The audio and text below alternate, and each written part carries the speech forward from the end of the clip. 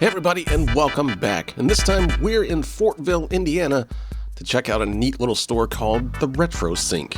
Now, if you've never been to Fortville, Indiana, or have absolutely no idea where that even is, it's just to the east, or northeast of Indianapolis.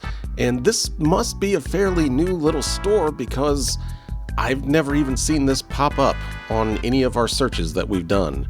And I mean, this isn't a huge store. Obviously, this is actually on the main street of downtown Fortville, and it's a neat little downtown area. Like there's a few restaurants and a couple other shops, and then there's this place. And definitely don't come in here expecting some sprawling expanse of video games and toys like some of the other places we've been. This is much more quaint, and I actually appreciate these kinds of stores more than the larger stores, because not only is it much easier for me to concentrate and get video on a lot of stuff instead of just being constantly, pulled in every direction, but it's also, it just feels more like a store to me. And this may totally give away with just how old I am, but when I was a kid, a lot of the places that I'd go around to with my parents and grandparents were stores like this, kind of mom and pop stores that weren't very large, but they specialized in what they had, like very specific things. And it was, everything they had was high quality, or at least quality. There was no filler. The store itself would make sure it always had like the latest. That was what brought customers in, was something that, you'd see on the outside looking in, or, you just go in and you want to check it out, but there would always be something that would catch your eye and was worth looking at. Now, these days, a lot of these stores are buying lots of stuff. And when I say lots, I don't mean in quantity, but that's just kind of what they're called. Someone wants to get rid of a bunch of stuff, they sell it as a lot. And a lot of these stores and collectors places buy those lots, and you get some quality stuff in there, but you also get a lot of filler. And a lot of these stores are filled with that filler. And that was something I was happy to see that wasn't the case here. Now, I don't know if these guys are doing lots. I don't know how they buy their stuff or anything, but everything in here was like fun to look through. It was good stuff.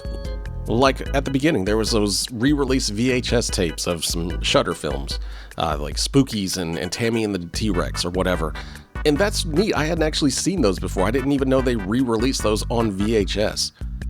Also, a lot of these games, there's nothing incredible. There's nothing here that's going to be like $900 or anything like that. You're not going in here to be a collector. There's a lot of good stuff, though, that is affordable. And it's a lot of stuff that you would actually want in your collection, like Shining Force 2, Star Tropics. It's good stuff. And of course, they do have the Madden rack, which I think it's by law that every one of these stores has to have, but it's very small. There's not much to it. So I can at least appreciate that. But yeah, the game selection is pretty decent. There's a lot of uncommon stuff, like Dynamite Heady in the box, and some of the stuff that I hadn't actually seen around in a minute. Like a few minutes ago, there was the Lunar Collection in the box, like complete. You just don't see that too often. Like, it is always pieced out in like CD cases or something like that, or missing the manual, or the soundtrack or something. But yeah, like, there's a lot going on here. Here's the Madden rack, or at least the much more common games rack. I think Turok 2 here is like the only thing that actually piqued my curiosity. But yeah, there's all the Maddens for you. And that's really about it. Like, the rest of this store is filled with merch and toys and other knickknacks. And there's another thing we'll get to here in a bit, but it feels homey. It feels comfy. I hate to use the word cozy because too many things describe itself as cozy these days. My brother actually threatens me with wanting to do a cozy con at some point here in Indianapolis, and I think I would probably just shoot myself at that point.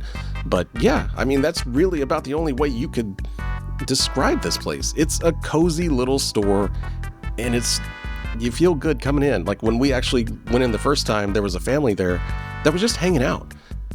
Like there was a couple going around that was talking about stuff that they used to have back in the 80s and 90s, and the kids were just over there playing some games that they've got on the Super Nintendo that you're able to sit around and play, and it was cool.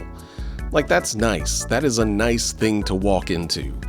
Now, the selection of toys that they've actually got out on the shelf and sitting around the store, it's not a huge collection, much like the video games are, but there is a large collection of Spawn figures, and there's a rack of them that we're going to get to here in a second. But yeah, the rest of this place, VHS tapes, old G.I. Joe toys, everything very well merchandised.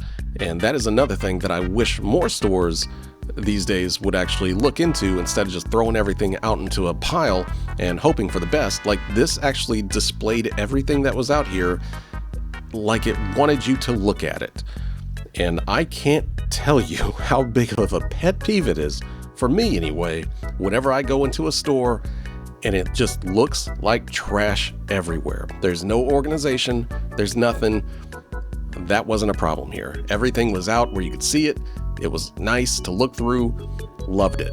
But yeah, here's the Spawn figures that they've got. They've got a little section over here of just old late 90s, early 2000s Spawn figures. And this one is like the Dark Ages of Spawn, and a lot of these that I just have not seen since then. I was a huge McFarlane Toys fan back then, and like the only thing you could be back then if you like McFarlane stuff is edgy. Because I mean, just look at this stuff. There's nothing you could be other than edgy.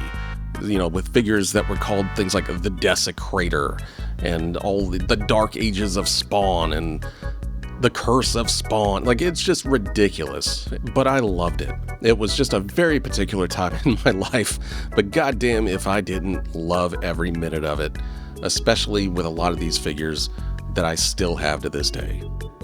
Also, I kind of mentioned earlier that they have this little area where if you've got kids or you just want to hang out, you can go back here and just play these games. They've got like a GameCube and all this stuff hooked up back here, and a selection of games that you can just go through. That's cool.